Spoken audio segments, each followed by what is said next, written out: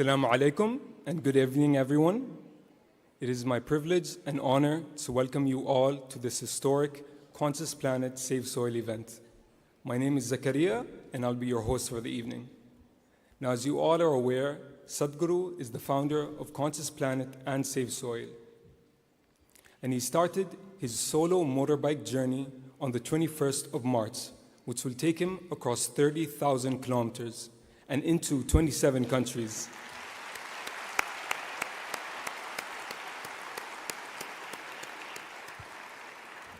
Starting from the UK into Europe, the Middle East, and then finally to India. London, Amsterdam, Prague, Vienna, Paris, Riyadh, Bahrain, Abu Dhabi. These are just a few of the cities that have hosted Save Soil events so far.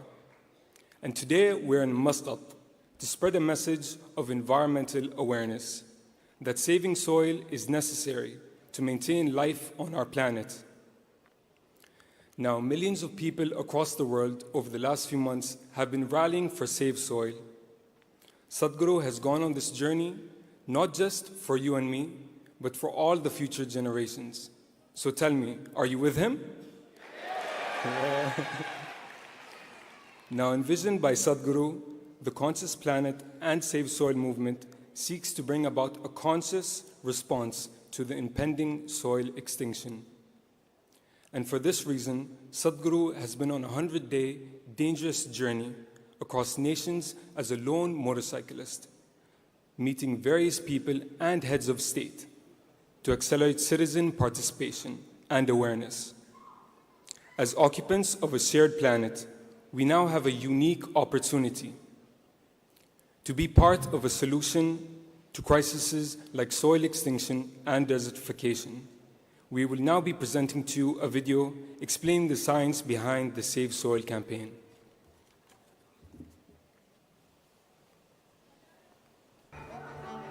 We are talking about climate change, carbon emissions, and global warming and various other aspects, but we are not addressing soil. Soil is the habitat upon which zillions of lives thrive.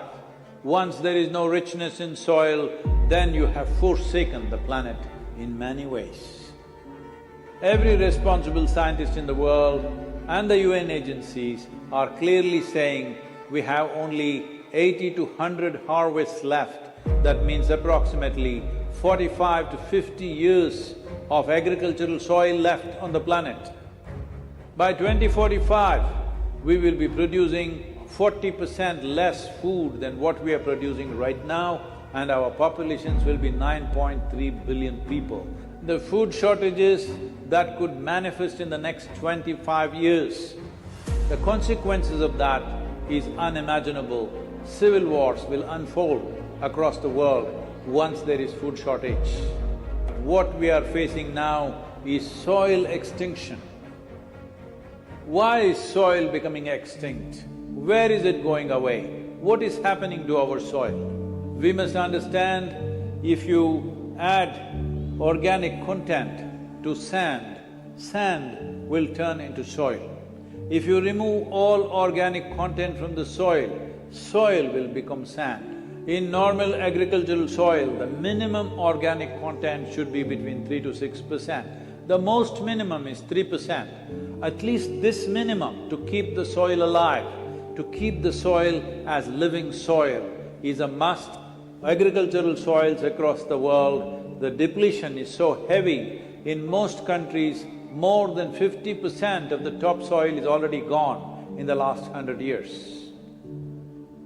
The nutrient levels have dropped significantly. The level of micronutrients you would get from your food in early 20th century to what you are getting from the same food now has dropped 90%. If you ate one orange in 1920s, what you got from it. Now in 2020, if you have to get the same, you will have to eat 8 oranges. This is what we have done to our food. Soil is the biggest ecosystem on the planet, and so few people know anything about it. 1 teaspoon of healthy soil probably contains more microbes than there are people on Earth. The microbial life in the first 12 to 15 inches of topsoil is the basis of our existence. It is this magic beneath our feet which has produced the life that we are. This first 12 to 15 inches of soil is the basis of life for 87% of life on this planet, including you and me. We have to begin to recognize that what we call our soil, Mother Earth, is a living organism. Open soils, ripped open by ploughing, open to sunlight, is the basis of destruction of microbial life. So the focus should be on agriculture, the focus should be on seeing that land is under shade as much as possible, some kind of shade, grasses, herbs, bushes, trees. Conscious Planet is launching Save Soil movement to bring about a policy change to regenerate soil. As a part of this, I'm 65 and I'm riding 30,000 kilometers, a lone motorcycle journey, 30,000 kilometers across 24 nations to activate support from the citizenry to assure the governments long-term investments will be appreciated. So it's extremely important that soil regeneration is enshrined in the policy of every government on the planet. We must change the narrative on the planet that soil is a wealth, a legacy we have received from previous generations and we have to pass it on as living soil for future generations. We are in a cusp of time. If you do the right things now, in the next 15 to 25 years, we can significantly turn this situation around and regenerate the soil. But if we allow this to progress like this for another 30 to 40 years, after 40 years if we attempt this, then it could take 150 to 200 years because that much loss of biodiversity would have happened. From 21st of March for 100 days, the whole world, every human being on the planet should talk soil. So we must hear the word soil, save soil everywhere to see that the narrative on the planet changes towards the most vital aspect of our life, the soil. Each one of you should reach as many people as you can to make this happen. Many global leaders and influencers are already participating in the movement. Be a part of this and let us make it happen. For my part, as much as I can contribute. And the movement that you are taken up, I could not expect any more God's blessing than that. Sadhguru, and this campaign is so important. We're going to save the soil. Do your part. And saving the soils. And our planet's future depend on it. Sadhguru, save soil, my friend. Save soil, let's make it happen. Antigua and Barbuda is part of the Save Soil mission. We commend you for what you're doing. That is why we are happy to sign the MOU. The science and philosophy that backs the thought behind the movement is tremendous. Save soil, let's make it happen. Save the soil. We know what we must do, so let's make it happen. Let's make it happen. Let's make it happen. Let's make it happen. Let's make this happen. Let us make it happen. Let's make it happen. Let's make it happen. Let's make it happen. Let's make it happen.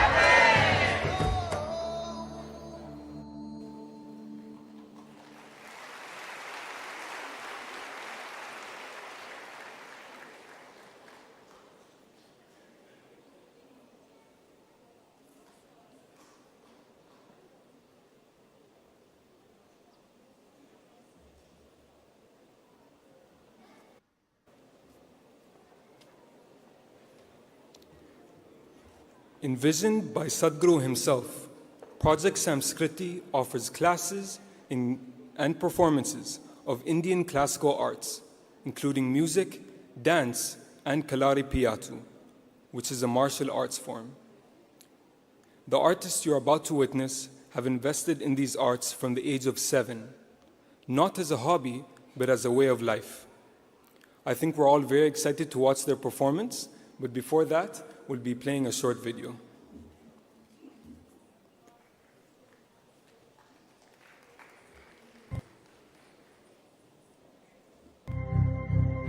Project Samskriti is an endeavor to nurture and impart India's classical arts. Designed by Sadhguru, it offers programs to learn powerful chants, music, Bharatnatyam and Kalaripayattu, an ancient martial art form conducted by the rigorously trained students and alumni of Isha Samskriti. The art forms are imparted in their most profound form as possibilities for inner growth and transformation. Project Samskriti is not today's idea, it's been in incubation for nearly 25 years. So this is an effort not to save the art form alone, but to bring up humanity to a higher level of existence within themselves.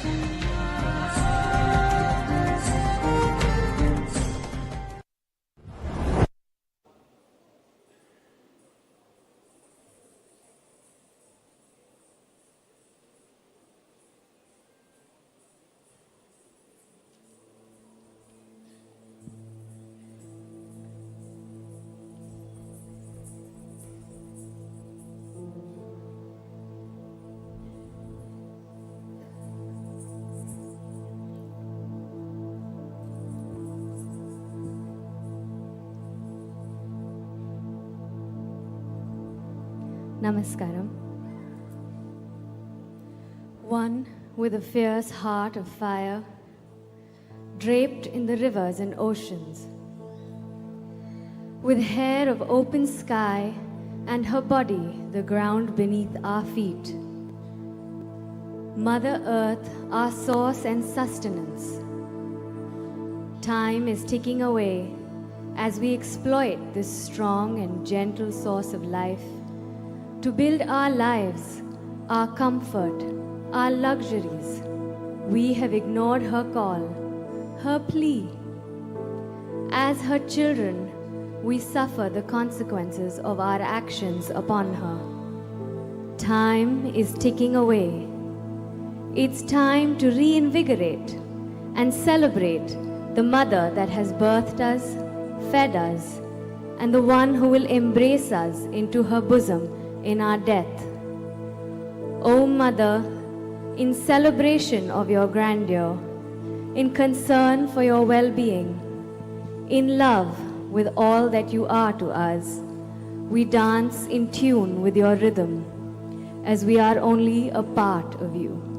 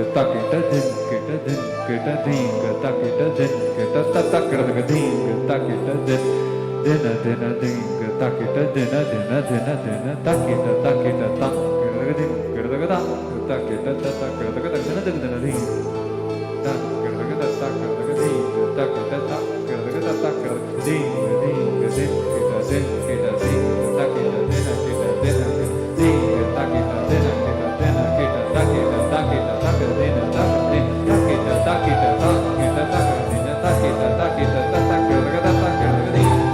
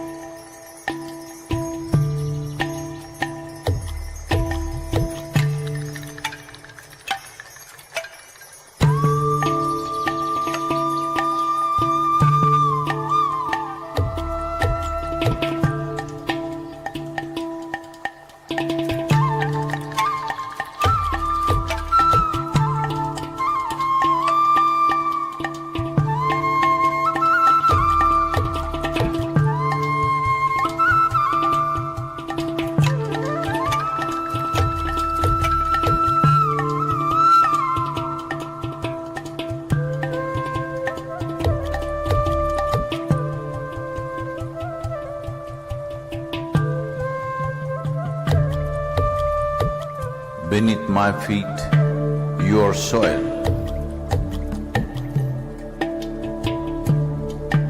When you rise, you become a tree.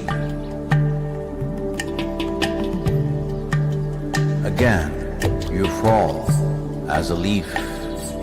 Who are you?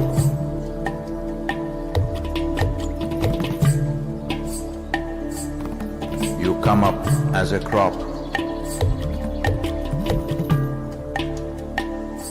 You give me life as food.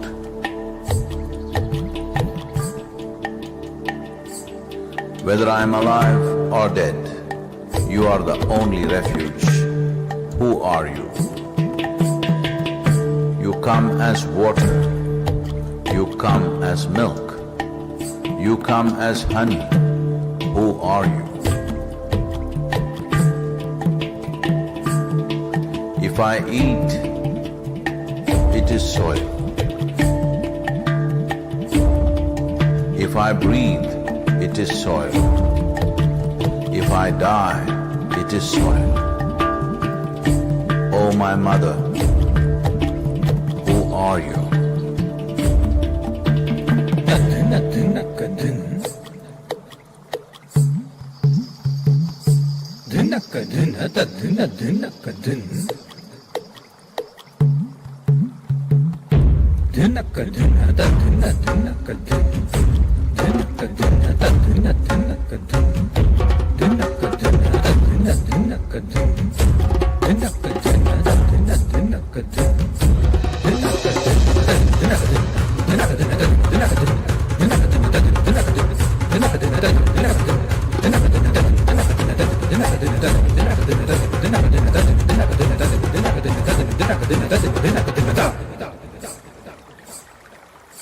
Soil. In the root, there is a stalk. In the stalk, there is branch. In the branch, leaves, bud, flower and fruit, all rooted in soil. That is not our making. The soil, the very soul of all life, shall neither perish nor is created, but in a constant turnaround. A tree and a termite hill, the rough hide of an elephant and the fine silk of the spider, the beasts that you kill and the people that you love, all a recycle of soil, soil and soil.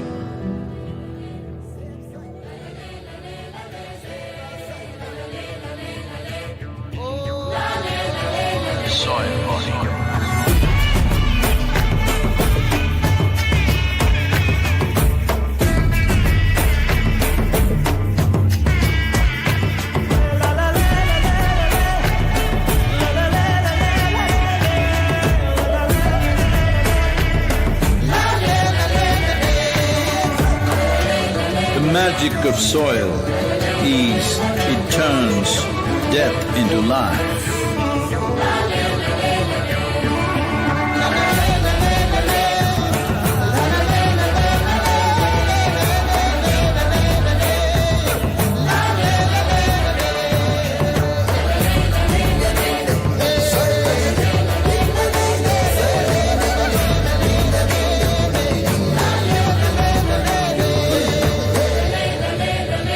Depleted soils will not quench the fire of hunger. Unquenched hunger can burn the very world. This is a generational responsibility. Save soil. Let's make it happen.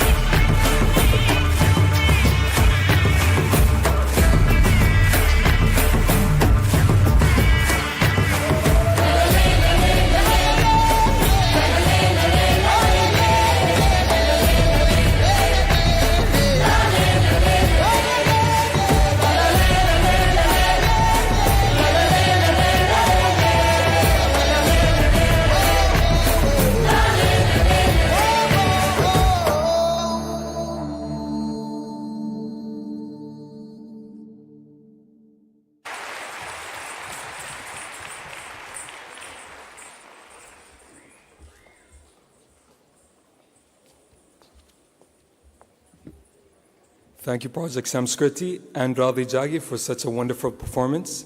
I don't think I'm the only one that finds it really inspiring to see not only the skill and dedication that it takes to make such a performance possible, but also to see so many young artists come around Save Soil.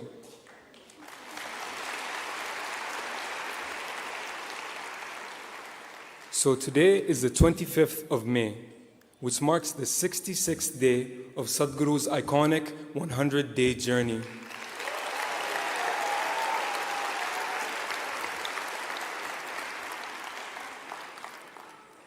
So Sadhguru's goal has been to bring awareness to the state of soil and what we can all do collectively in order to enhance it. We would like to share a few moments from Sadhguru's journey so far.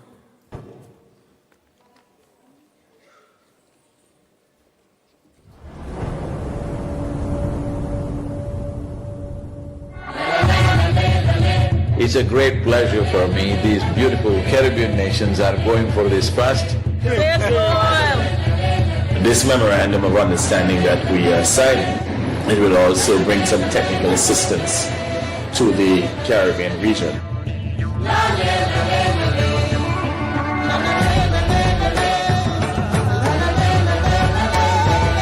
This is a historic moment because here is the first step to turn around.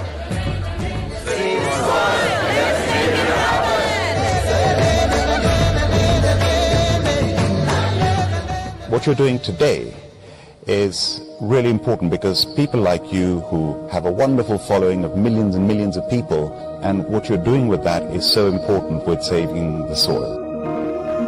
If you want to say, I love you to your child, you must just say save soil, because it is a more committed way of saying I love you. It's an extraordinary campaign. It echoes what we in the Commonwealth have been aspiring to do for a number of years. Next 100 days from 21st of March, we want the whole world to talk about soil. It is not about the motorcycle, it's not about the journey, it's not about the song, it is about moving people on the planet. Make it happen, huh?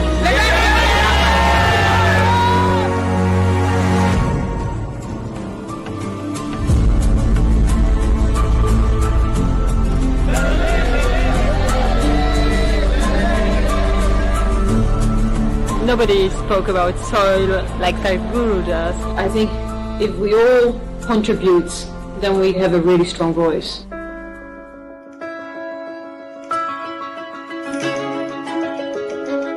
There has been so much excitement and everybody is so excited to hear Sadhguru.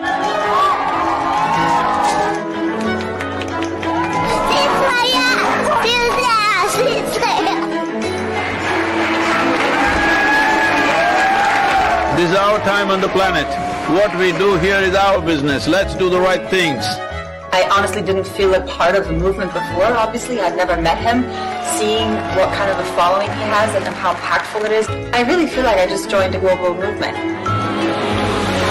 Graffiti artists supporting this Save Soil movement, wanting to inspire the youth, and youth being the major population in most parts of the world today, all graffiti artists, to whatever walls that you have, make sure that you use this.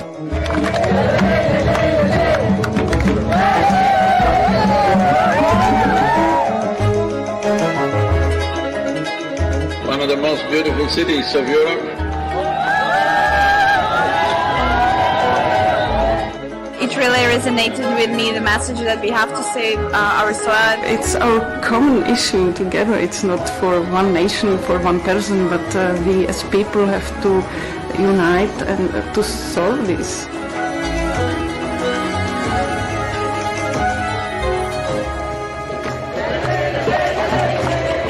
This is a celebration of human beings coming together to do what they need to do.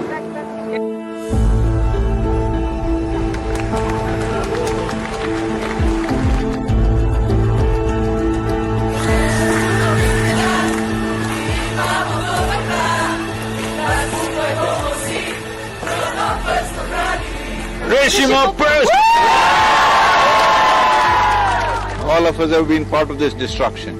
The only way is all of us become part of the solution also. Thank you, Sadhguru. think? Riding on to Italy. Italy is raining heavily tonight. Here in Venice. It's like a wave of hope. Is necessary for the future. Over 2000 years ago, this eternal city made the mistake of overfarming the region, and that was also the fall of the city at that time. So, the Romans of today should never make that mistake once again. And we are very happy that we are aligned in our message to really high the profile of soils. Young people getting into farming is very good. That's the future of the world.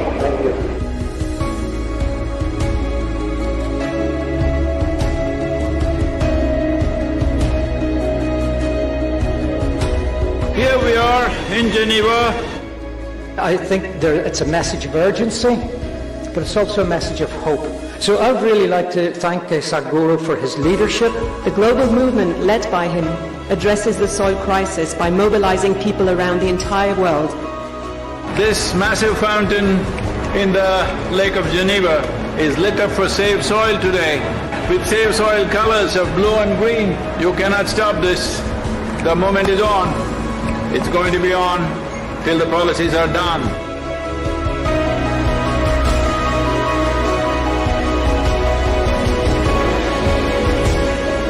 In this cold, slippery road and winds are picking up speed, no matter what the hell, I have to keep going. You think this is a problem? Relentless commitment to what you do. That is the only solution. Save soil, let's make it happen. An MOU to be signed between Isha Foundation and 4,000 Initiative Soils for Food Security and Climate. We were just sharing exactly the same objective, increasing carbon content in the soil. Sadhguru, what you are doing is really impressive. I'm quite amazed and thrilled by it. I was very honored to be on the stage and be able to actually express that his mission is what we need. It's fantastic. France has been great. Well, Brussels. We should all stand up and make the most impact we can to create a real change in the world. Save the soil. Let the go down! A smashing evening at the main event. And a super enthusiastic crowd committing themselves to make this happen.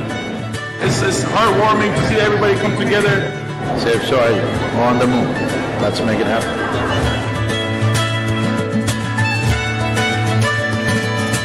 Just look up the news and see in the last 4 months how many governments have started talking about soil because they see it's picking up momentum. But if you create 3 to 4 billion people talking about soil, that's it. That will be the main conversation in the government. Save the Soil is a very important movement that we support as UNCCT. We would like to propose to the world to do whatever they can to protect the soil because it is our future. Save soil, let's make it happen. I need someone to show me the way. I need someone to show me the way.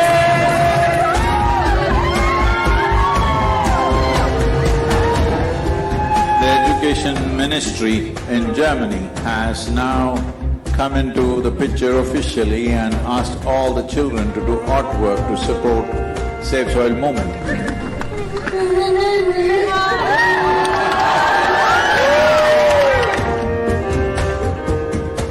Good, Arjun, wonderful. Congratulations that you wrote to the Prime Minister. Let's make it happen!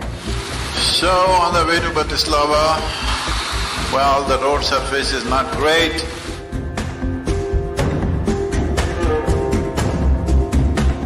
It's great that all of you are here in Bratislava. Nobody ever imagined 100 years ago that we will have to save soil of all the things.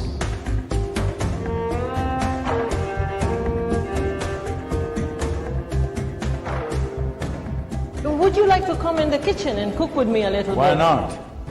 Without soil being rich, food won't be rich. Without food being rich, our bodies will not be a full potential. What do you call that? It's a Sadhguru sir. Table 12. The old heroes always build something which stands up like this, but the new heroes are those people who will nurture the soil which always lies beneath our feet, never stands up.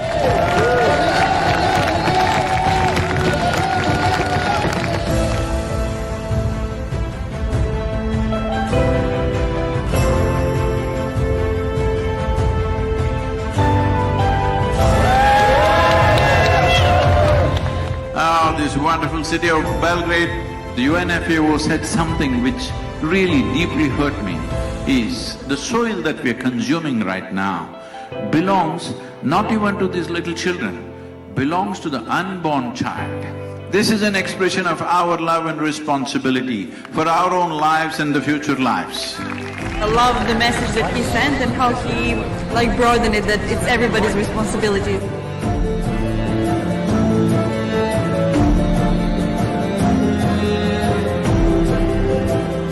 I think there is a great potential for a good collaboration, partnership with the campaign Save Soil, and what we are doing as a government. We can make it together. It's very important, bringing a certain sense of love and celebration towards the land that we walk upon. Going from Sofia to Bucharest, not a weather for motorcycle for sure.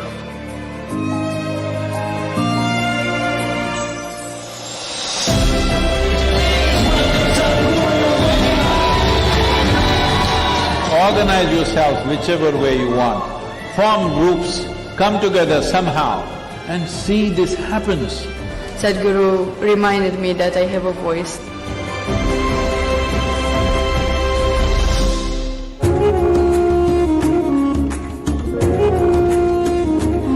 From Istanbul were really amazed by Sadhguru to appear, and they were just so happy to see him.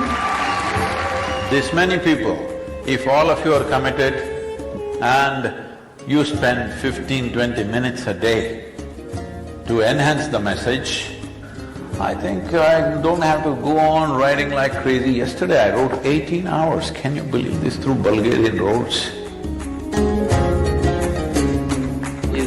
Honest expression of his wisdom and love for humanity, I think.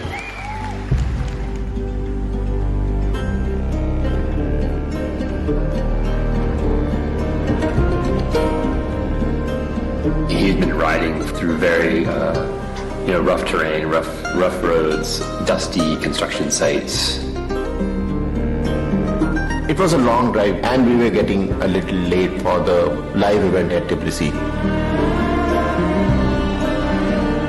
He, right at the end, maybe 5 minutes before the event, decided that he couldn't stop for a break. In the traffic, he was just removing his jacket and gloves and throwing in the car just to make it on time.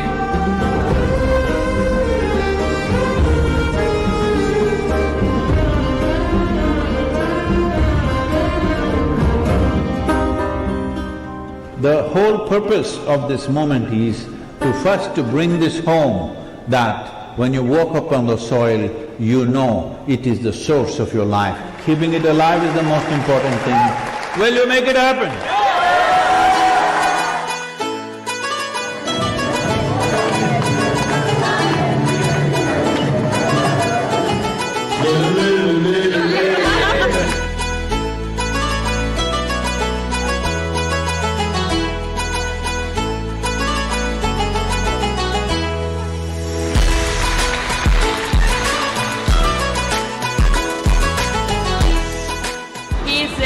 From God, for the people, for the earth, for the soil.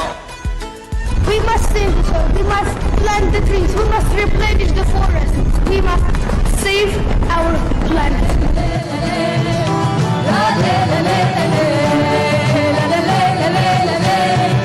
Wonderful, thank you so much. much for standing up for soil.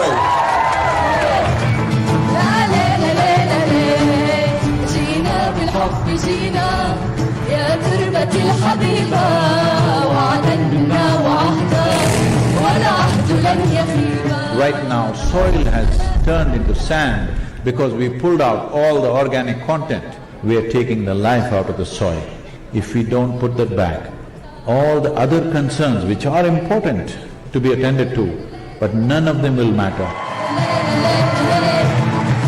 This is not for us, this is for him and his generation, hoping that they would have a better future with a better world. Save soil.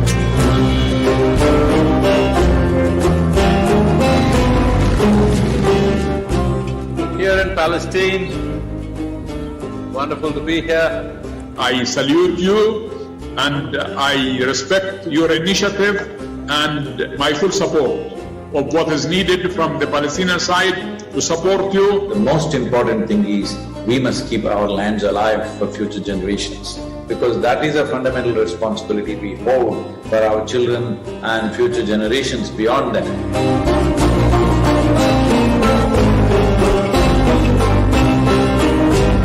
Whatever I can tell you as a motorcycle driver, I also like motorcycles, and it's not easy.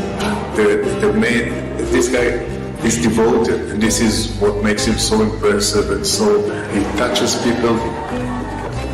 When it comes to agriculture, when it comes to soil, when it comes to soil ecology, our national borders mean nothing, because microorganisms operate as a global system. People are talking about doctors without borders. I'm asking you, are you beings without borders? Are you a life without borders?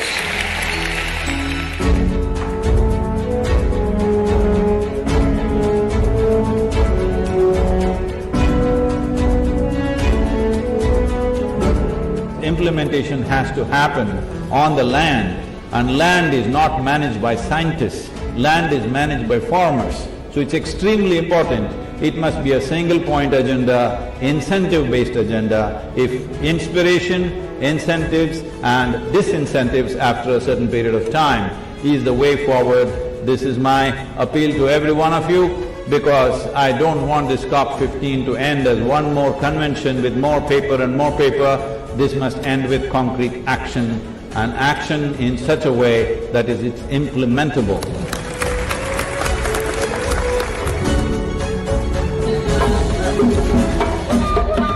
There is no word to describe what Sadhguru is doing for us. If we want to see everybody prosper, it is so important that each of us do our part and raise our voices. Save soil, let's make it happen! The Saudi Arabia as a kingdom, and since 1970s, converting deserts into fertile lands has been quietly happening. Other countries which have fertile lands and actively working to turn them into deserts, you must put them to shame, it's very important. In so many ways, we found the differences between each other in terms of nationality, race, religion, caste, creed. If we act as one humanity, in the next 10-15 years we can turn this around. بالعربة ننقل التربة لنفعل ذلك على أرض الواقع بمبادرات عملية وجادة ملموسة الأثر. ننقل التربة سيف سويل.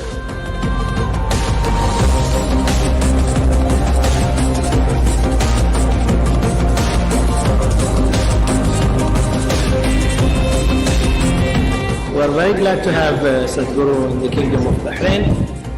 Right now, this is not even about generosity, this is about survival.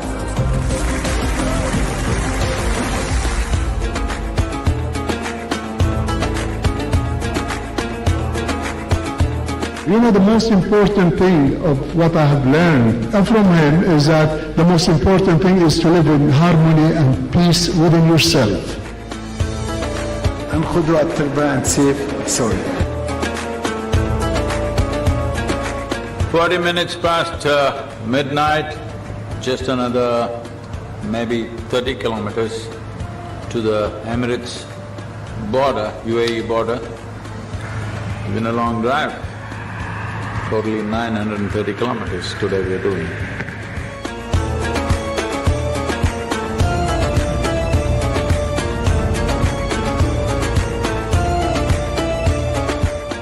Well, UAE has become, an airline hub and a shopping hub and other kinds, but nobody imagined it could be an ecological hub.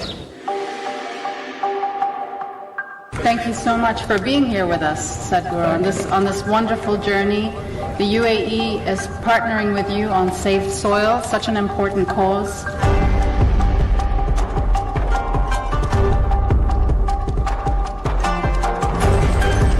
Safe soil is surely a cause that we can all fully endorse.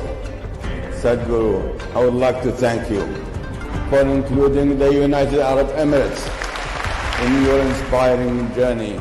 I'm proud to share that the UAE is working hard to include soil management and national strategies and policies. Saving soil is one of the most important things on the planet right now. It's not his mission, it needs to become all of our missions. I'm here to save soil.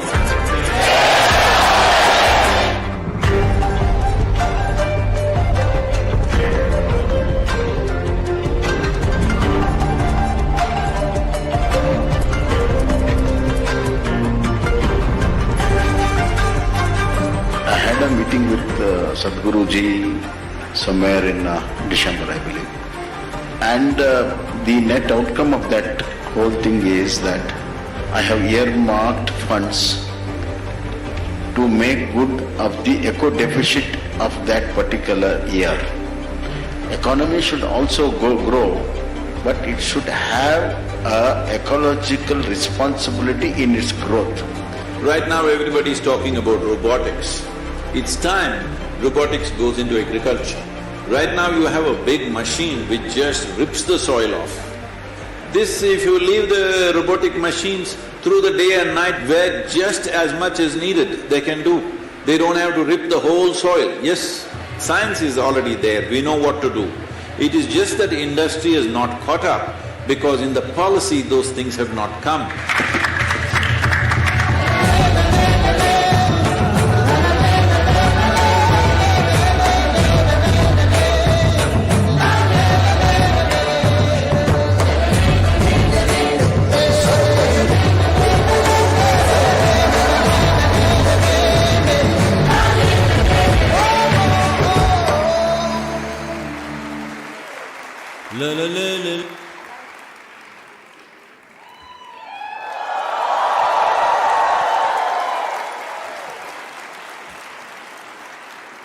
And now it is my honor to invite His Excellency Amit Narang, Ambassador of India to Oman, to please come on stage and address the audience.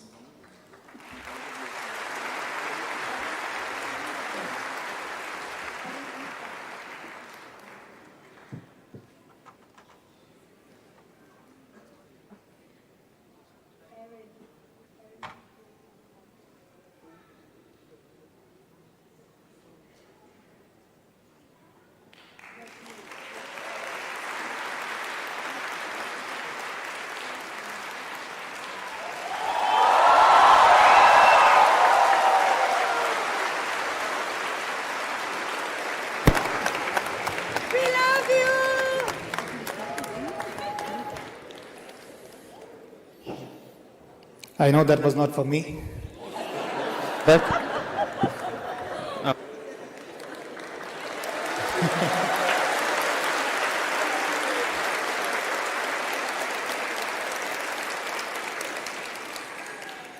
Thank you. Ladies and gentlemen, friends, good evening. Assalamu alaikum. Namaskar. It gives me immense pleasure to welcome in Oman on your behalf Sri Jaggi Vasudev ji, or as he is more popularly known, Sadhguru. A spiritual master, venerated guru, thinker, speaker, author, wise counsel, environmental champion. Sadhguruji's work over the past several decades has spanned an enormous range of work, from guiding a path to human consciousness, channeling an inner engineering for self-discovery and realization, promoting social harmony and universal tolerance, raising awareness on pressing environmental issues, as well as fostering a better and more humane society. In doing so, he has touched millions of lives all around the world, an outreach that is reflected in his rock star popularity across nations and cultures.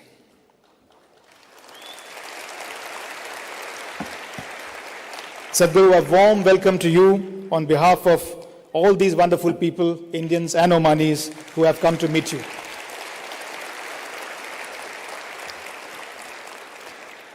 At the outset, let me also put on record my sincere appreciation and thanks to the government of Oman and the leadership of His Majesty Sultan Haitham bin Tariq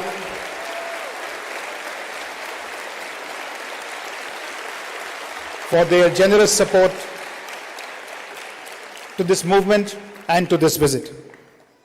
Friends, few issues should be as obvious for urgent collective human action as that of soil health. Yet, no issue perhaps is more neglected. While air and water do get their share of good press, soil quite literally remains beneath our feet, unseen, unheard, and taken for granted. Yet, as Sadhguru will tell us, the ground is slipping away from under humanity. And if urgent action is not taken to preserve, conserve, and nurture the soil that nurtures us, it may well be too late. Ladies and gentlemen, a good leader, they say, is the one who doesn't just talk, but who walks the talk. But Sadhguru, in his characteristic way, has gone a step further. He has not merely walked the talk, he has literally motorbiked the talk.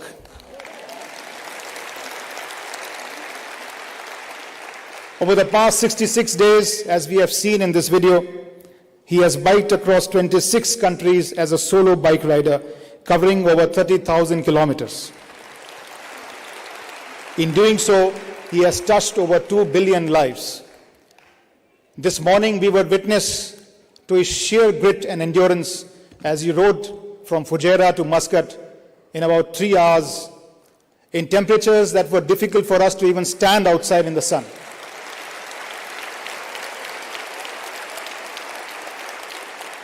Truly a feat of enormous human endurance and a journey of immense global significance. It is indeed fitting that his remarkable global journey is concluding in this blessed land of Oman. For millennia, Oman has been at the crossroads of human civilization, not just geographically, but also culturally. An essential characteristic of this nation that has made its people so broad and open-minded, culturally confident and cosmopolitan, and ever welcoming and kind. Thank you, Oman. It is also fitting that this remarkable journey is taking place in the 75th year of India's independence. What better way for India to celebrate its 75 years than the most famous yogi of India, traveling the world over with a message of peace and a message on an issue that truly unites all of us as humanity.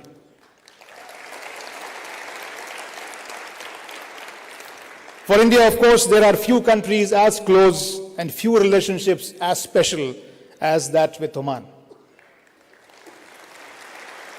And I'm very happy to be witness to today's event as India-Oman friendship marks a new day in welcoming Sadhguru, a messenger of peace and a torchbearer on soil.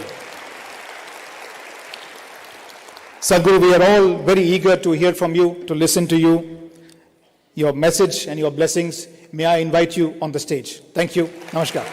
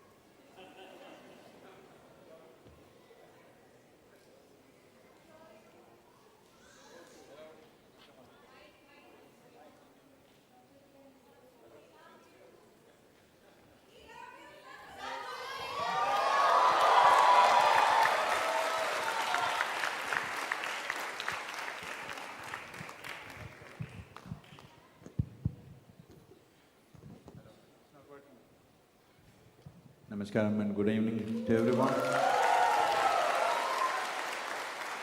The only word I know is marhaba. I don't know if it's the right word to say.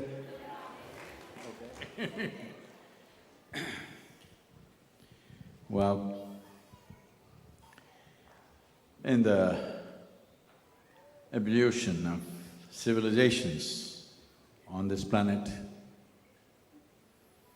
the maritime relationships between different cultures in ancient times has been one of the most important aspects of civilizational development in the world. Unfortunately, our history books have not paid enough attention to it almost anywhere in the world. And that activity of maritime connections first began in this region between India, Oman, Bahrain, these parts and that side, Cambodia, Vietnam. This is where the first sailing ships went. Today, unfortunately, people believe it's only the Europeans who first started sailing. But over 12,000 years ago, we had a very sophisticated port in India where symbols and coins and other aspects of Oman, Bahrain, UAE have been found which are 12,000 years old. So that is how old it is and that's how instrumental this Indian Ocean region has been in the evolution of the world's civilizations. Well, today focus might have shifted elsewhere. When a tree grows, it is the root of the tree which is most important. But once the fruits come, nobody thinks about the roots, everybody is talking about the fruit. But in many ways, these nations and these regions and these cultures have been the roots of civilization on this planet. And it's my greatest privilege to be here in Oman, Muscat. Thank you very much for all of you. And Oman is the last nation I'm in before I step into India and Indian monsoons. As if I have not already been battered by different kinds of weather, Indian monsoon is just building up and waiting for me. When I was less than 25 years of age, I used to ride through Indian monsoons on a 250cc Java motorcycle called SD in India. And I would see even at that time, once the rains picked up, today there has been a little bit of disruptions, but still, when it starts raining, it would rain for 5 days in a row, non-stop.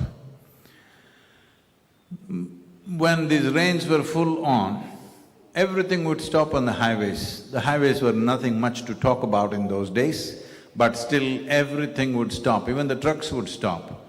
I would be a lone motorcycle riding through the rain because I had made up my mind, weather is never going to stop me from doing what I want to do.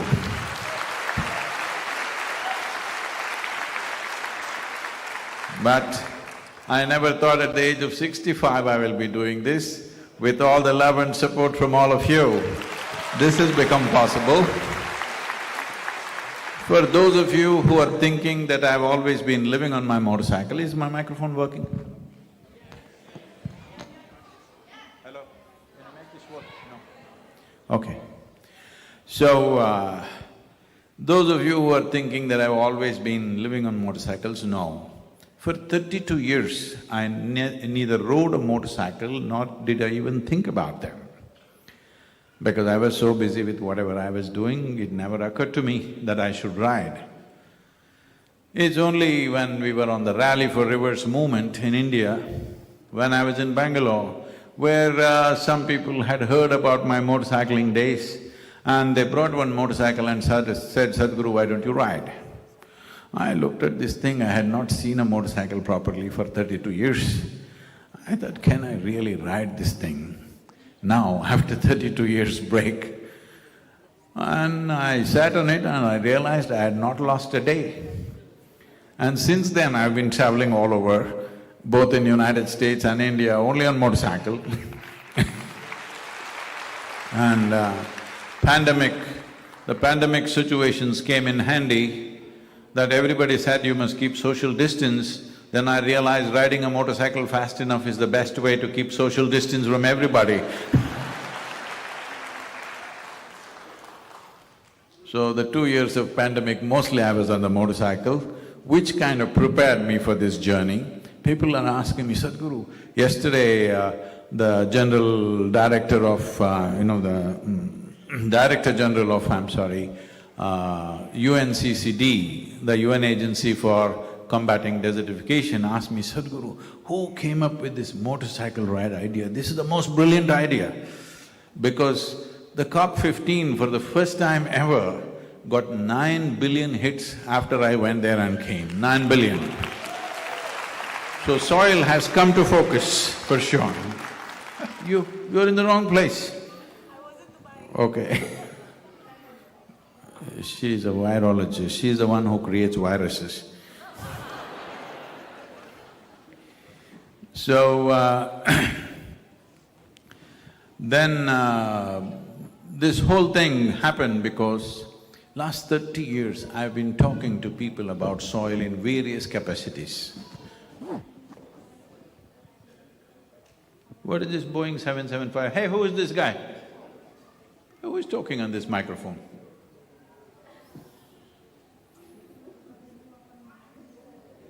Hello, can you sit in the audio room? Somebody wants Boeing 775. It's not a good airplane.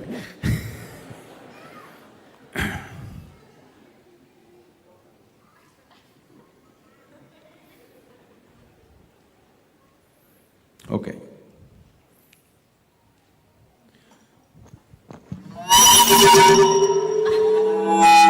No, I'm sorry. Anyway, please stop them, who is talking. Now, this whole movement came up because 30 years I've been talking about soil. Everybody says, Sadhguru, it's great, it's fantastic, and they go to sleep. They sleep on it. I've spoken to governments, I've spoken to ministers, I've spoken to various people in responsible positions. Everybody says, Sadhguru, what you're saying is really great. Sleep. So I was just thinking, what do I do to wake up all these people? Well, I don't hold any position in the world, I'm not had any official position in the world, I'm not a minister, I'm not in charge of any governments or organizations. So the only thing I have is my life, I've always stuck it out. I thought the only way is to stake my life, to put it to risk, only then people will sit up and listen. And it's worked. So some of the experts in the field, the social media metrics people are saying since March 21st, about 2.3 to 2.4 billion people have spoken about soil. No, don't use your hands like that, I have some work for your hands. We have to make sure at least 60% of the world's population expresses their concern for soil and keeps it up. And because you're Omanis, I'm giving you 66% discount. How's that? When I started in London, I told them, you have to keep this message up for 100 days. Today I'm giving you 66% discount, only 34 days. Hello? Can you keep the message up?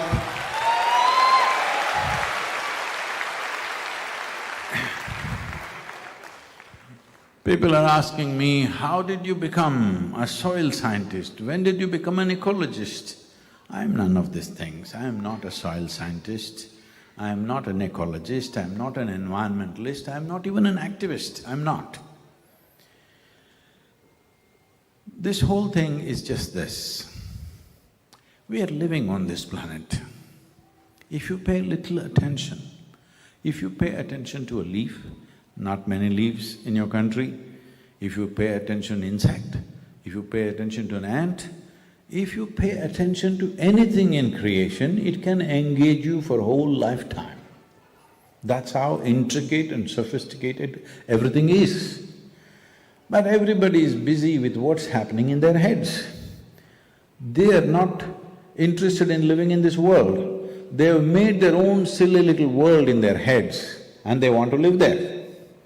Because I got nothing in my head, I'm empty up there, so I live on this planet. I lived on this planet for 6.5 decades, and because I don't know nothing, I paid attention. Yes, this started happening to me. This microphone is going down. This started happening to me when I was 4.5 years of age. I just realized I don't know anything. Don't know anything means don't know anything at all.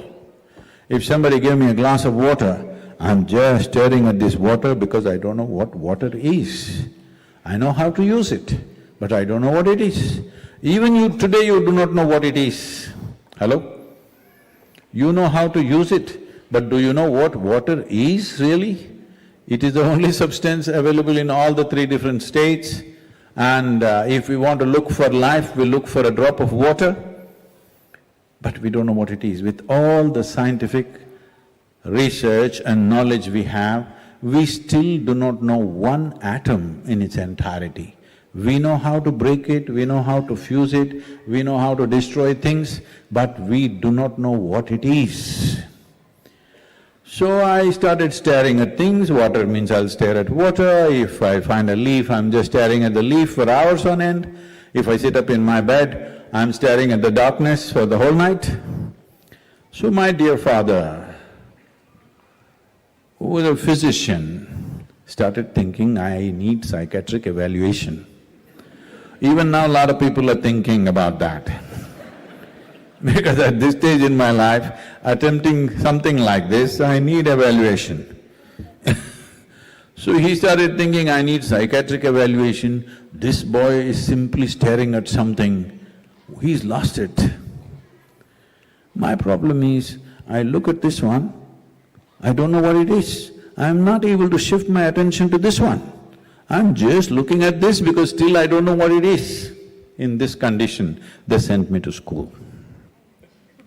My mother said, don't look here and there, pay attention to the teacher. I went and paid attention to the teacher, like that. The kind of attention that they would have never received in their lives. And as I was looking at them, they started talking something. Initially I sort of understood what they were trying to say. Then I realized, they're just making sounds, I'm making up the meaning. See, right now, I'm speaking English language. Language is a conspiracy between 2 people. If I'm among you, Omanis, if you want to say something among yourself that you don't want me to know, you will go into your language. That's a conspiracy, isn't it? So right now, if I utter one sound, you make up the meaning, this is an understanding. But if you just listen, they're just sounds, isn't it? When I realized they're just making sounds, I'm making up the meanings, I stopped making the meanings and I just heard the sounds. Teacher after teacher coming and making sounds and sounds and sounds. I did not ignore them, I paid absolute attention to them. It became very amusing. A big smile spread on my face, but they were not amused. Like this, my education continued many times. Only when I reached the school, I reached. Otherwise, I started looking at something and I stayed there for the whole day and went back home. So about 12 or 13 years ago, this school where I studied… Hello. This school where I studied, now my beard is functioning.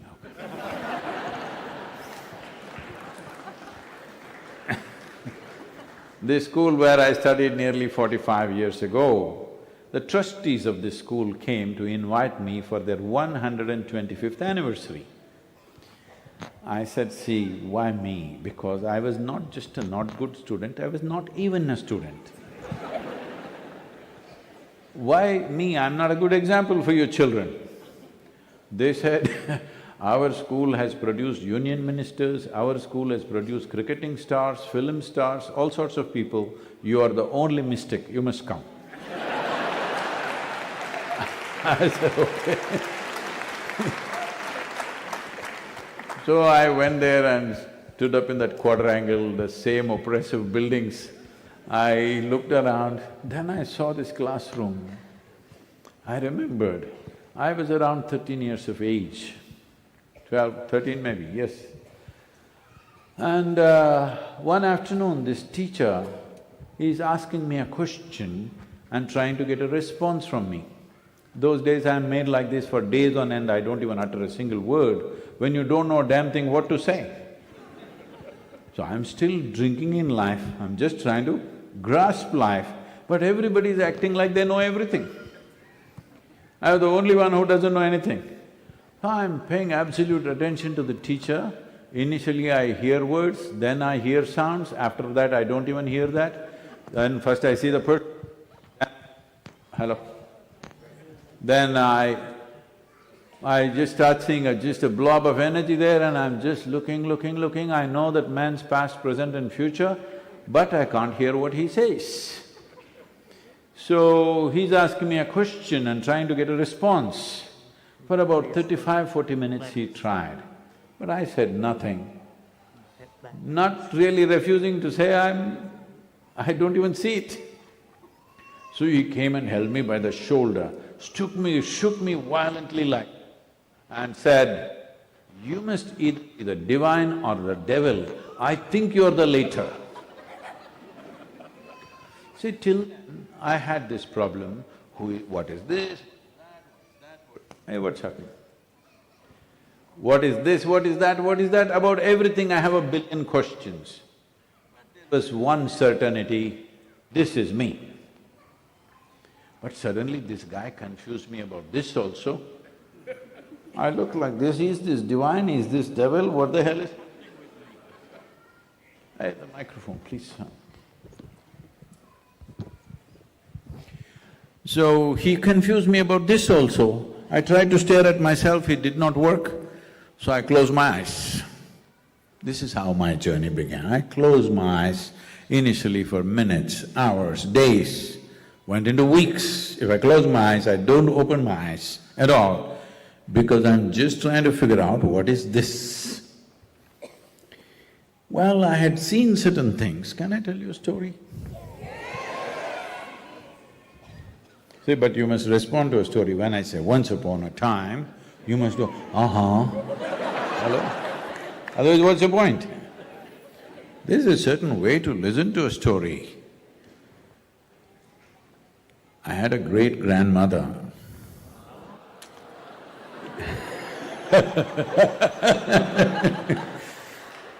who lived to be 113 years of age. And I saw her only after she's 100 years of age.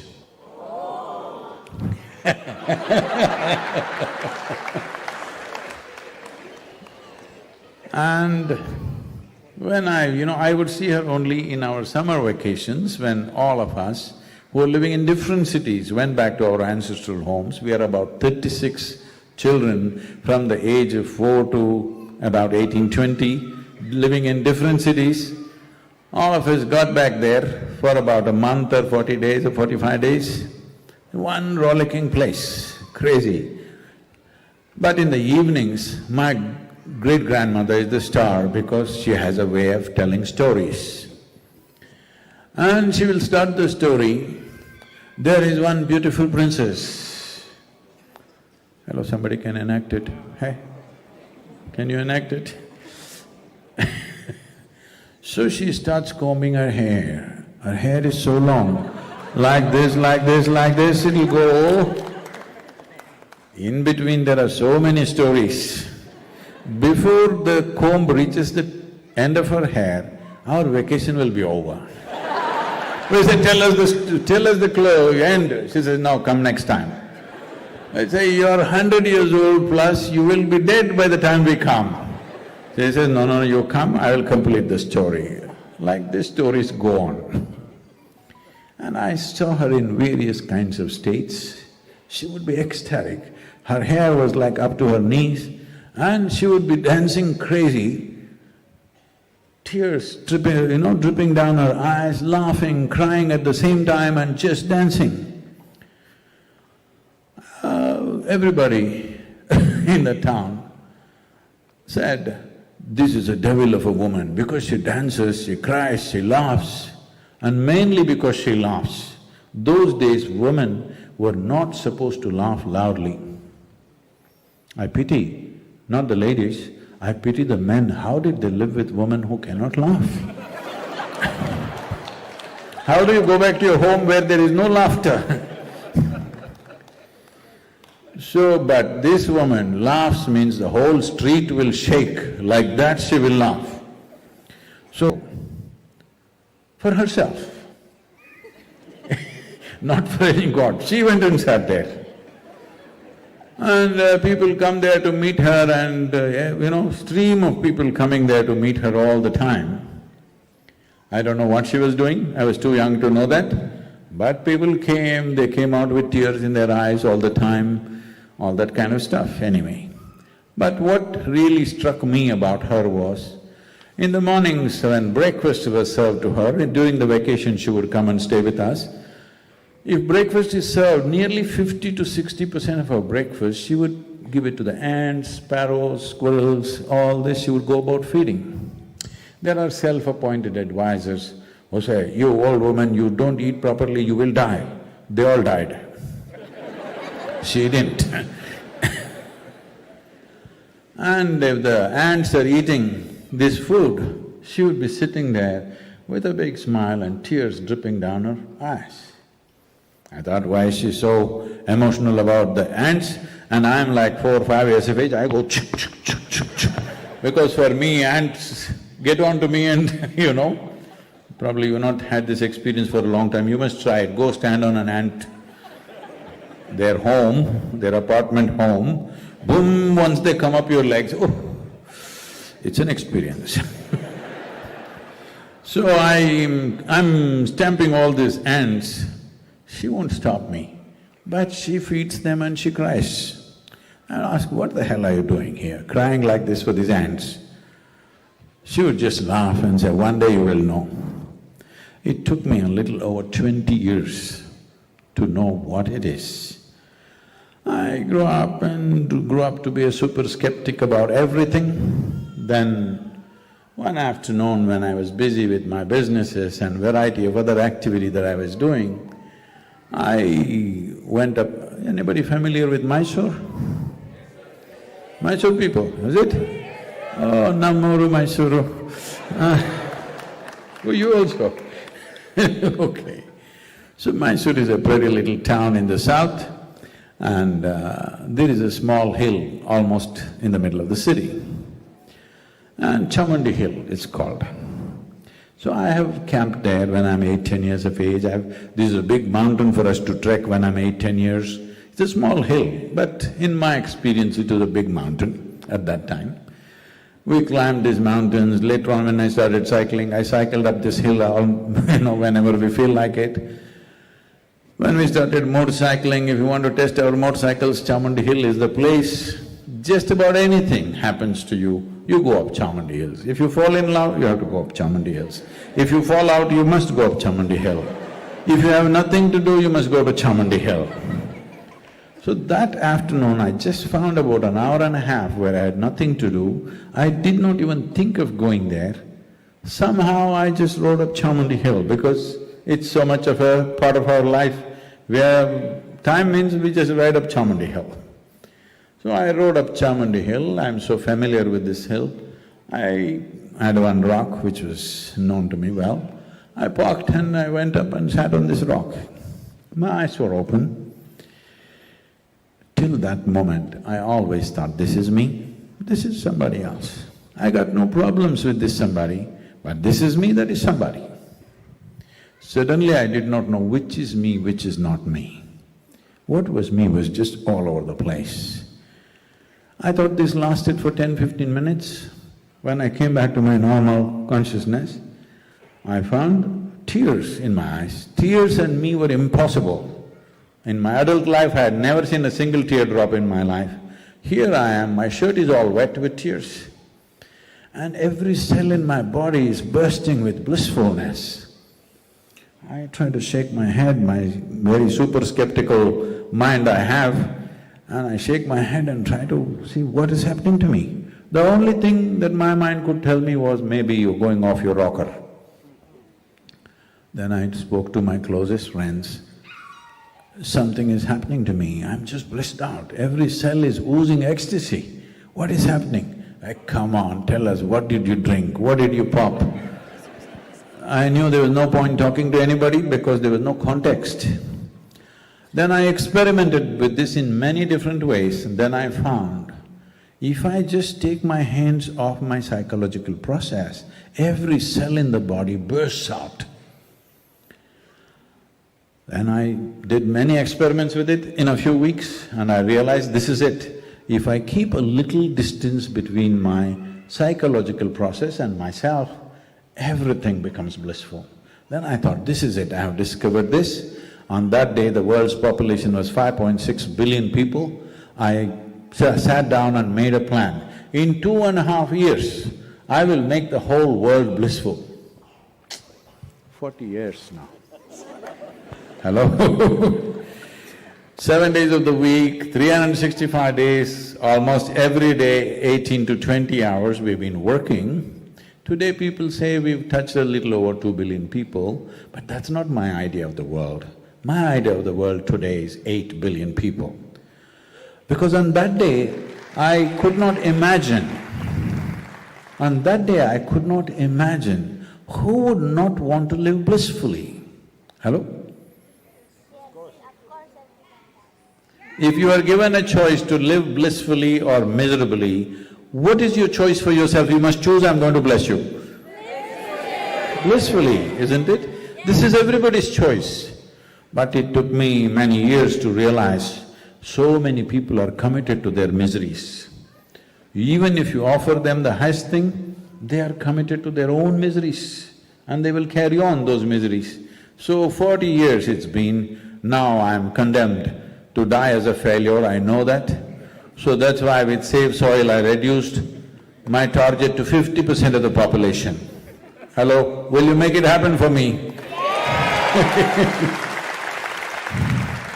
I am definitely going to be a failure in my life, but I am a blissful failure, so it doesn't matter. It's just that it is possible for every human being to live wonderfully within themselves. When I say wonderfully within themselves, see, what is it that you're looking for in life? You want your life to be pleasant, isn't it? Hello? You must say yes or no because I'm blessing you. You want your life to be pleasant. What pleasantness means? If the body becomes pleasant, we call this health. You want it? If it becomes very pleasant, we call it pleasure.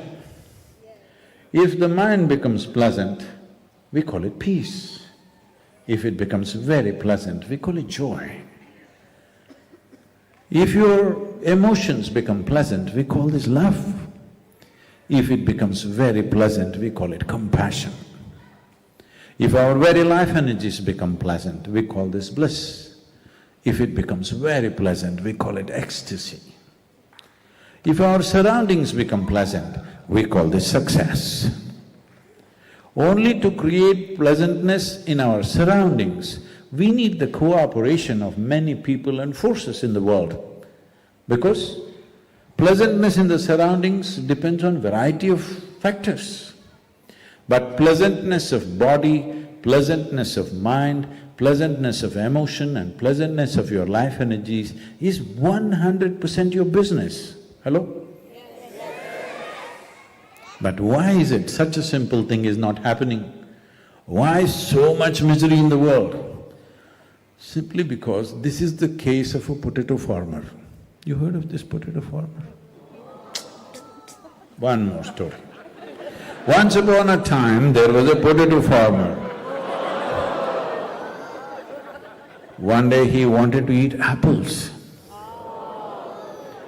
And he started looking here and there and then he found the right tree. What tree was it?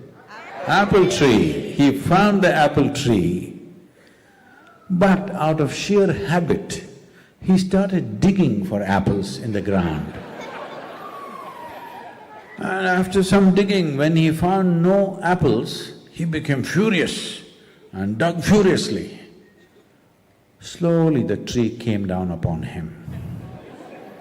This is the story of humanity right now.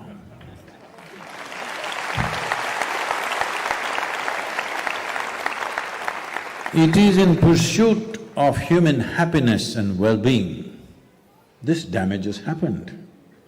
This is not because there is one evil force sitting somewhere and wanting to destroy this planet, there is no such thing.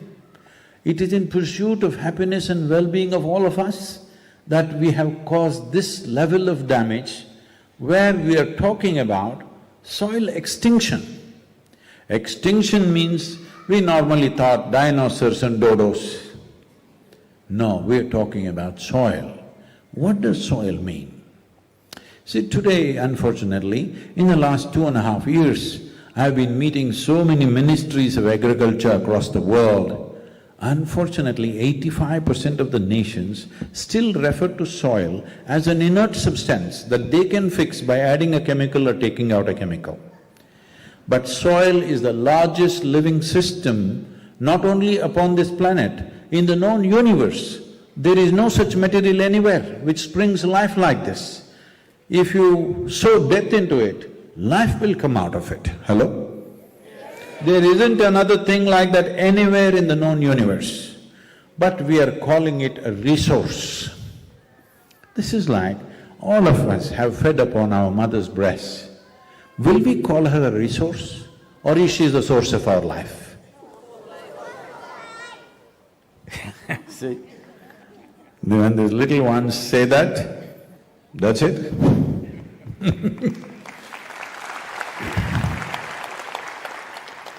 But soil is the mother of our mothers.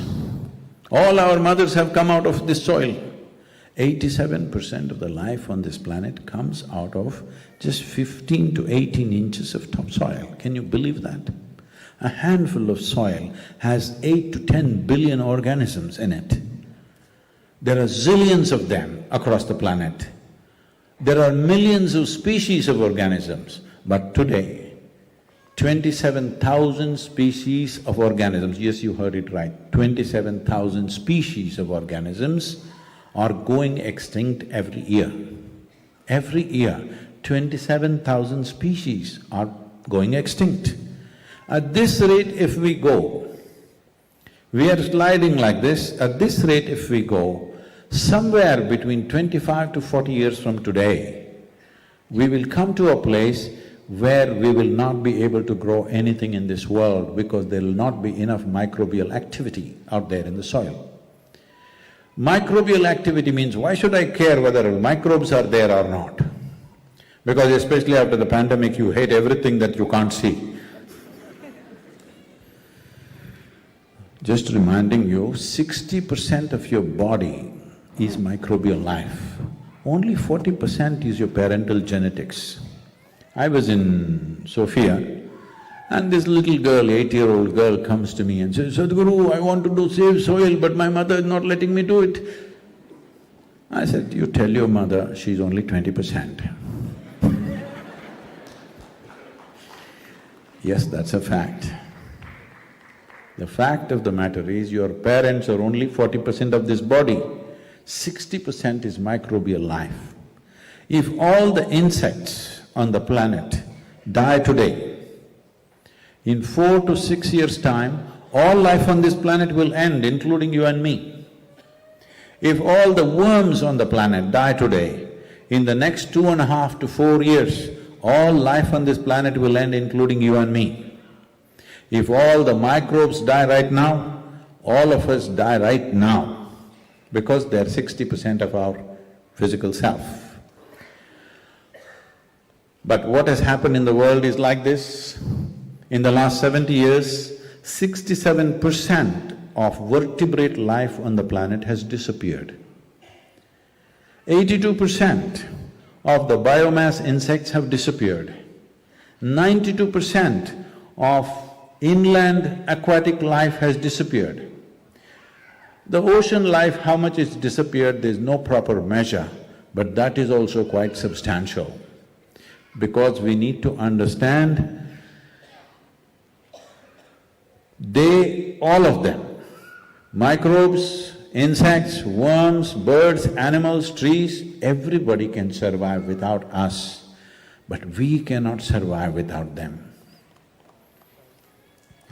We cannot survive without them. So when we talk about soil, the simple thing that I'm asking all the governments is just to make simple policies, incentive-based, because farm economy around the world is so fragile. So fragile means, in the last 25 years, over 500,000 farmers have committed suicide across the world. People think this is just only in India. No. In United States, there have been situations where whole families have shot themselves. Because in the last 12 years, 50% of the American farmers have not seen a single dollar of profit. Last 2 days I've been sitting with the farm representatives in Davos. The distress level that they're talking about is unbelievable in an affluent country like United States. Because this is not one nation's problem, this is a global problem. Because not a single nation in the entire world has minimum 3% organic content as an average in their soils anywhere in the world. This is what we have done to this world. The highest that you find in the world is in Northern Europe, which is 1.48.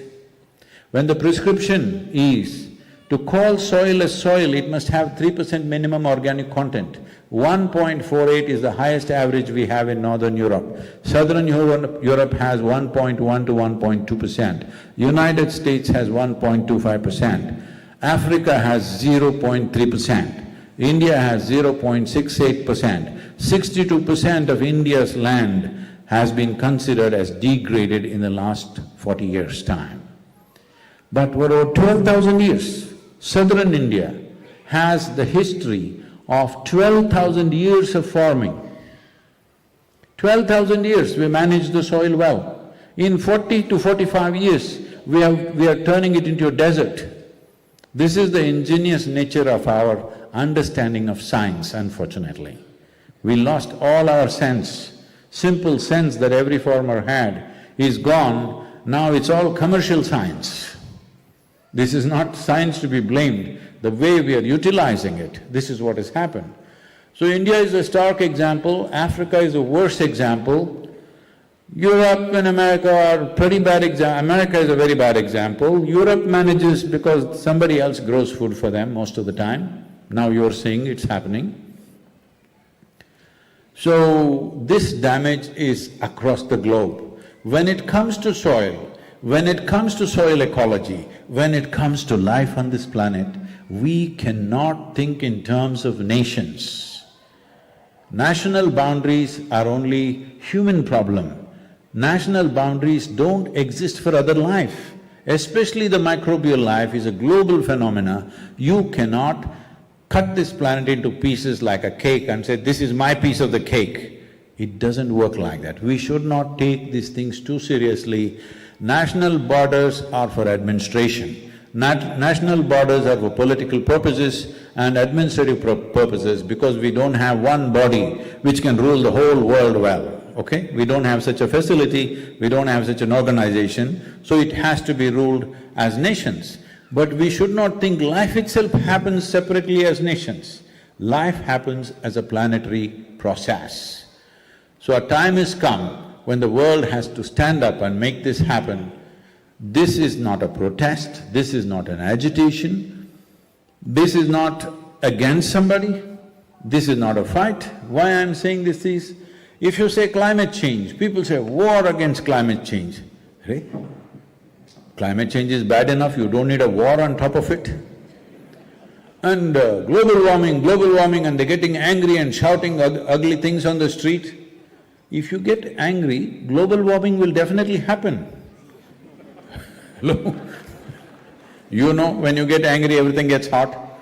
Hello?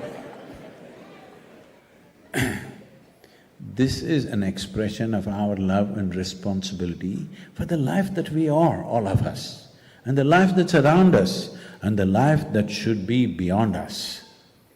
There should be life beyond us, hello?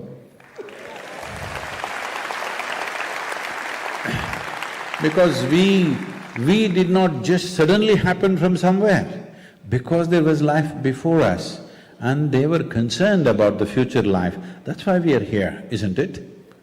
Should we not show the same concern for the future life? See, this is not a philosophy, this is not an ideology, this is not even a religious teaching. It is intrinsic to every one of you. You want your children to live better than you, hello? Nobody has to teach you these things. It is so deep inside you. But right now we are busy dismantling the foundations of good life for future generations. Because how each individual lives, you cannot fix it. As I told you, I am offering them a way that they can sit here blissfully, but no, you cannot decide that, it's their choice, how they are. But a few fundamentals are necessary for those who are interested in good life. Nutritious food, clean water, pure air to breathe, at least this much must always be there for every generation that may come even 10,000 years later, yes or no? But right now, we are in that place where within the next 25 to 40 years, there will be serious questions about these aspects of life. That's where we are. But we are also in that cusp of time that if we act now, in the next 10 to 15 years, we can make a significant turnaround. That's what is most important about us right now. Why we as a generation are very significant is, we are on that threshold, we can either turn back or fall over. If we attempt this after 35 to 40 years, even if you want it, it will not happen, because the biodiversity loss would have reached such a place that even if you want to regenerate the soil, it will not work. Now is the time, because it is just at that place. It is just at that tipping point. If we work hard enough, we can turn it back, otherwise it'll fall over. So will we be that generation which turned back from the brink of a disaster? Or will we be that generation which slept through and fell over into the disaster and then grieve over it?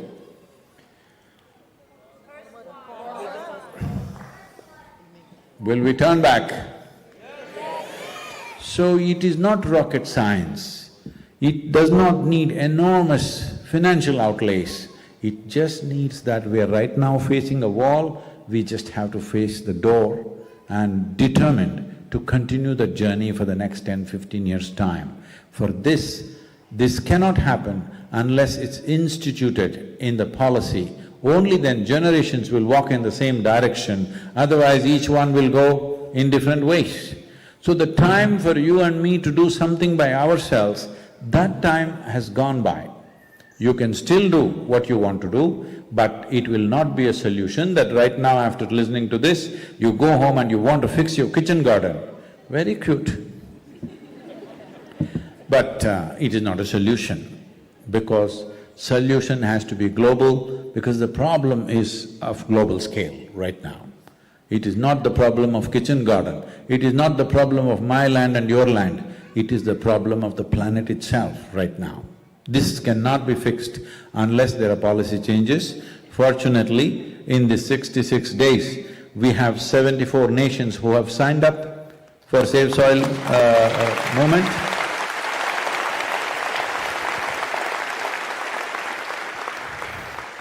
They got me, somebody here, they told me, I said, Oman, one more desert I have to ride. They said, no, Sadhguru, Oman looks like Kerala, you must come. I said, okay, I would like to see some coconut trees. I've been looking since morning. I know. So what I am trying to tell you is, if one part of your nation is green, it just takes a determined effort to stretch that green all the way up. I want you to understand the simple fact of this. The simple facts of this is this. It is not rain which brings trees. It is the trees which bring rain. If this has to come up, there are ways to do it, there are many methods. Hopefully we can work with you in some way, we'll see that. But it is possible that you can turn this whole land green, because I want you to understand about 8 to 10,000 years ago, whole of Saudi Arabia was a lush rainforest. Can you believe that? But today, it's a desert. And one more interesting thing about Saudi Arabia is 54% of their food they are producing in their own country. Nobody seems to know this. UAE is making some effort in that direction now.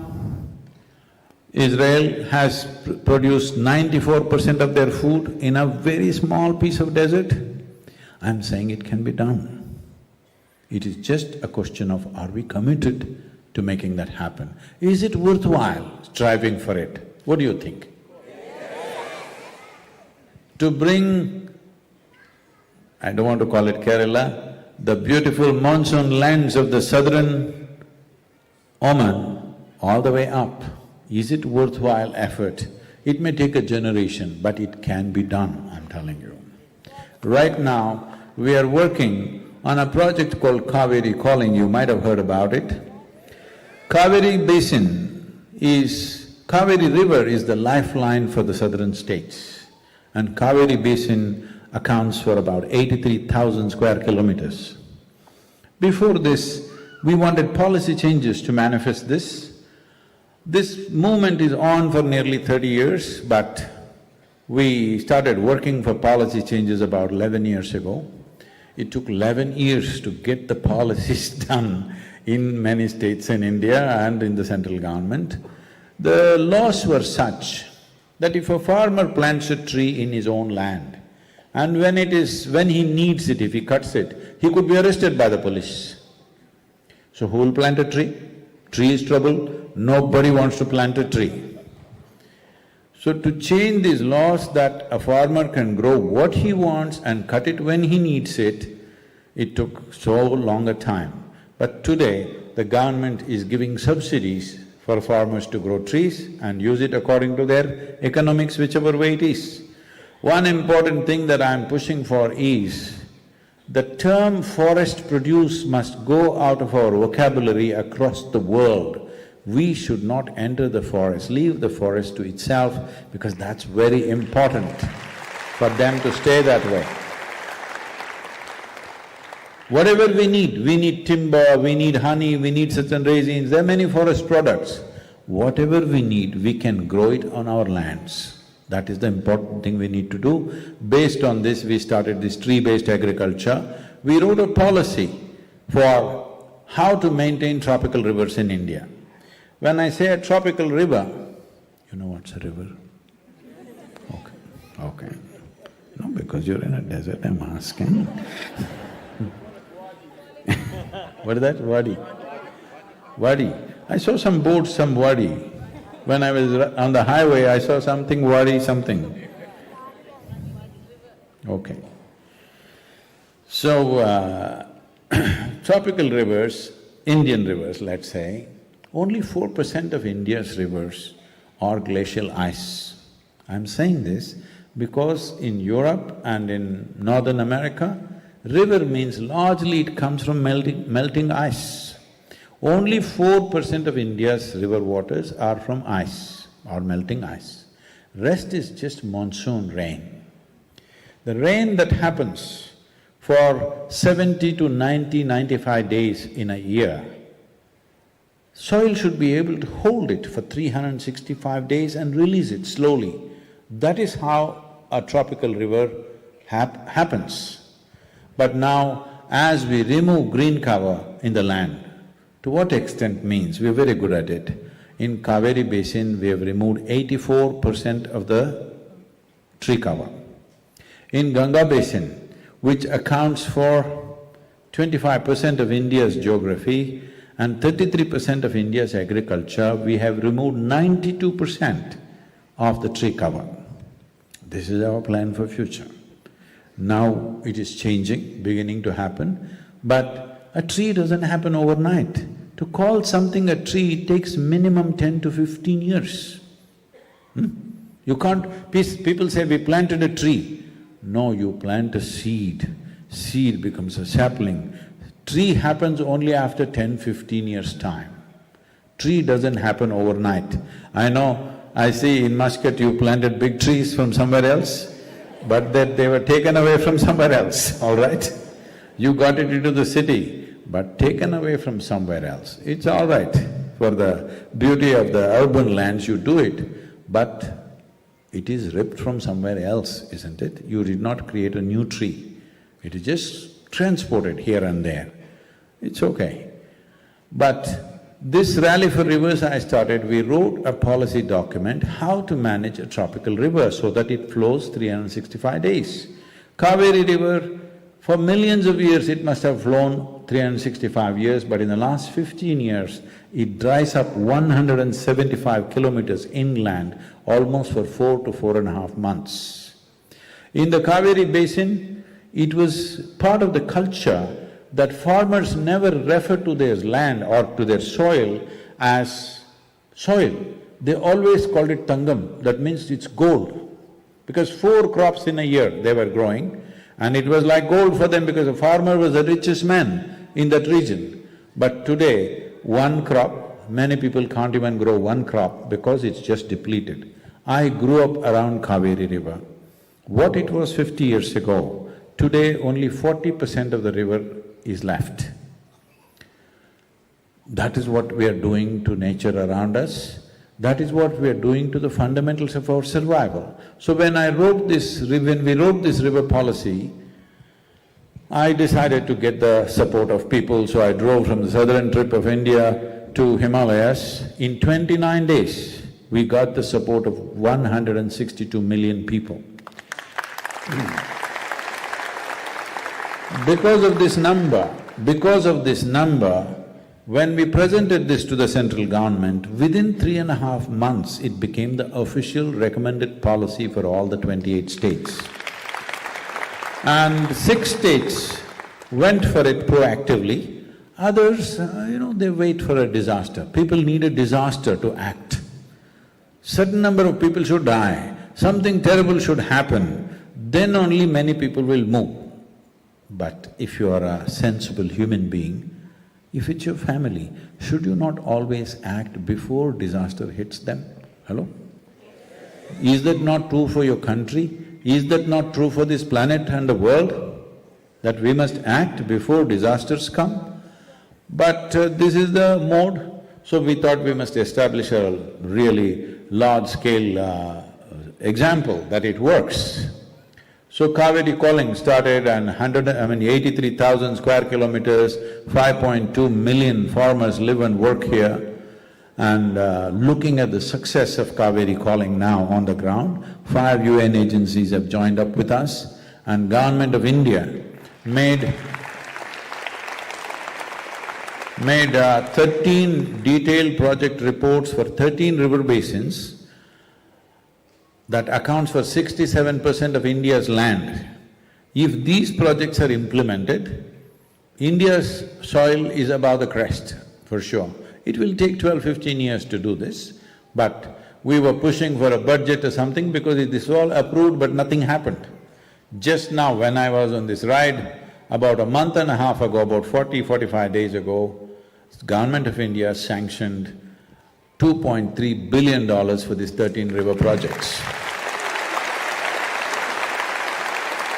I'm saying, this is how national policies work. Unless you are committed, unless your commitment is relentless commitment towards what needs to happen, it will not come through. That goes for your nation, that goes for every nation in the world, because when large-scale situations have to be changed, you don't expect it to happen overnight. If we continuously keep the direction, if people want it, you think anything will not happen in this world? Hello? If people really want it, you think it will not happen? It has to happen, isn't it?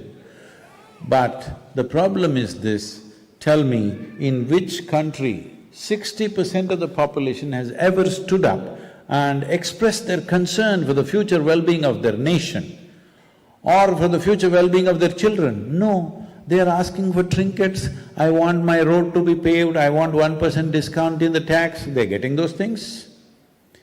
It is time as humanity, you begin to think long-term and ask for long-term well-being. Otherwise, no government can act long-term without people's will. This is all I'm asking.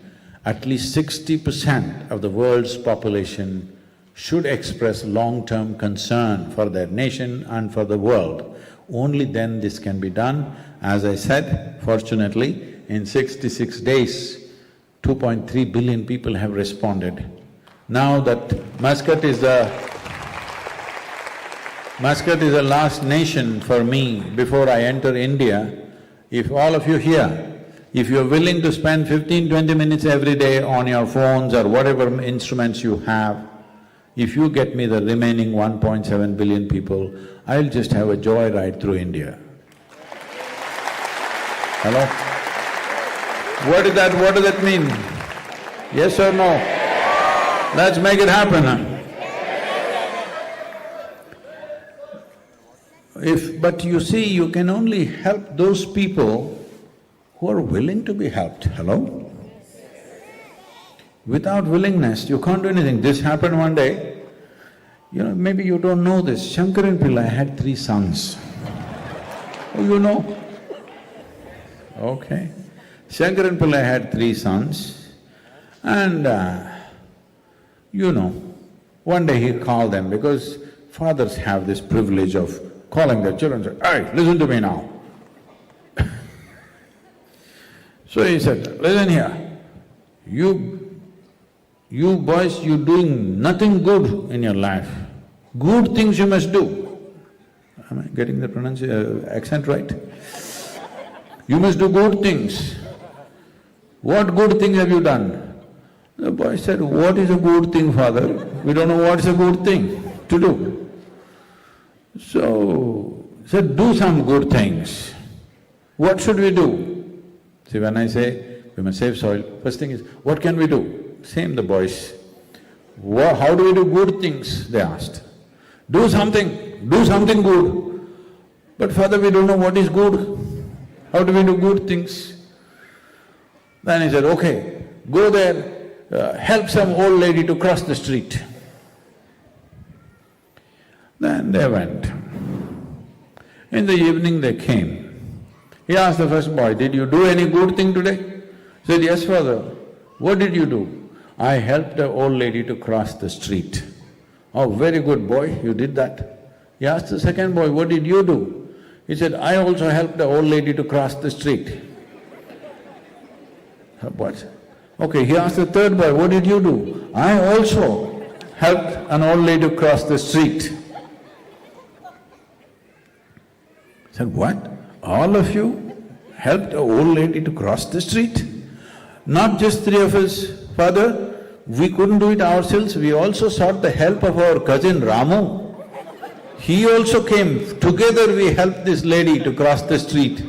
"What nonsense, does it take 4 young boys to help an old lady to cross the street?" "Oh father, you don't know how stubborn these old ladies are, she just wouldn't cross."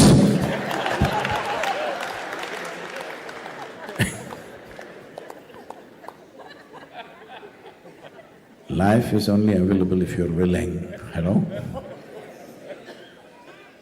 All good things are available to you only if you're willing, isn't it?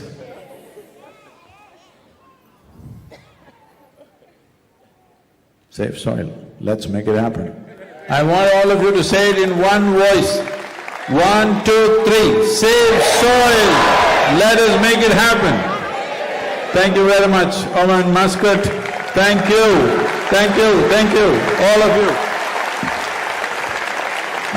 It is very special, very special to be in Muscat because as I said, I have read so much about this ancient Indian Ocean maritime relationship between India and this region.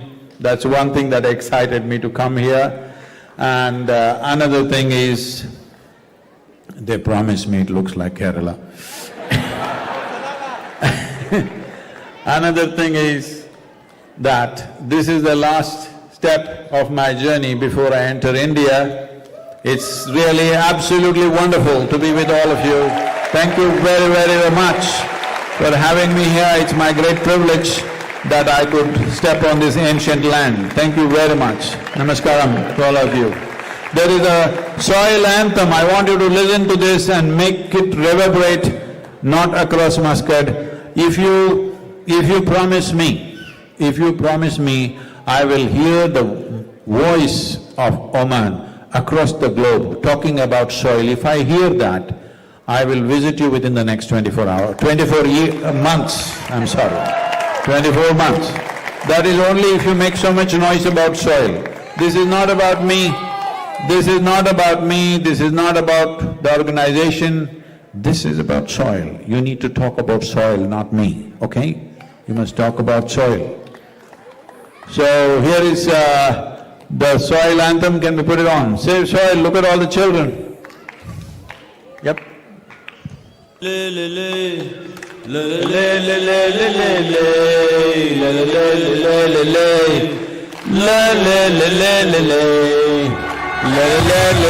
red body is soil.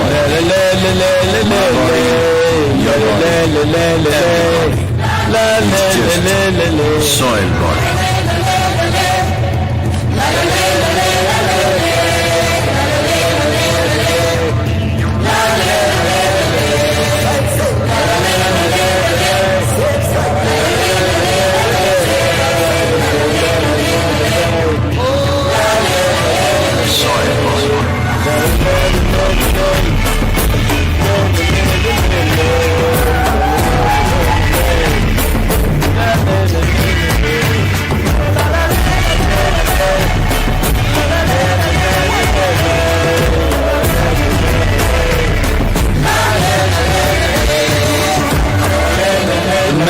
Of soil is, it turns death into life.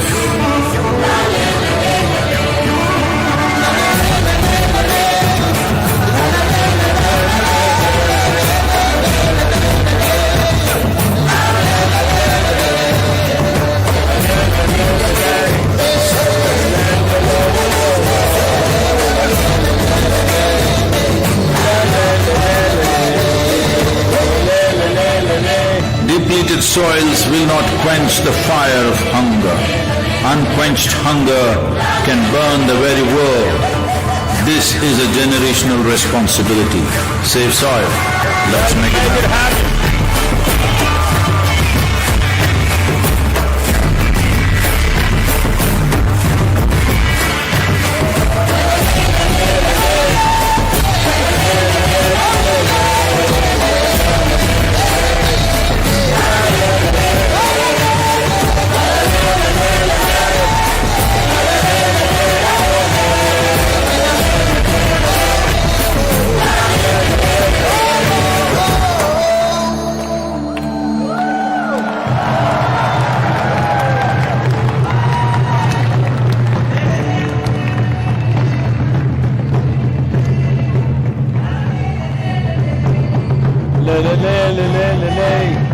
la la la la la la la la la la la la la